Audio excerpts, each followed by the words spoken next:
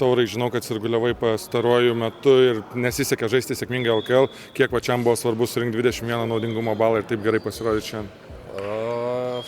Čia apie mane, tai tikrai smagu, kad vėl pavyko sugrįžti tas vėžes, galim sakyti, nes tos ligos kažkaip čia rūbiniai ratų susisukusios, taip netikėtai iškritau ir svarbiausia, kad laimėjom ir gan užtikrintai.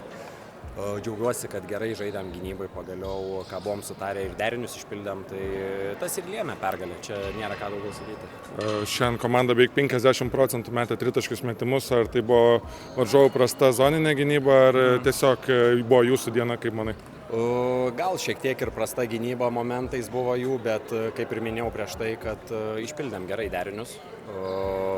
Gerai suskaitam žaidimą, iš tikrųjų daug laisvų metimų buvo ir gynyboje gerai suskaitėm ir puolime, tai džiaugiuosi dėl komandos. Ši pergalė leido mums pakilti į antrą vietą C grupėje ir kitą savaitę pas mus viešės Suomiai. Kiek svarbu nepaleisti šito svarbaus iškovoto taško ir kitą trečiąjį pasimti dar svarbesnį tašką namie? Reikia eiti kovoti tik dėl pergalės, nėra kitokių čia minčių, nes reikia būti pirmiem grupėje ir išeiti toliau. Toks tikslas mūsų.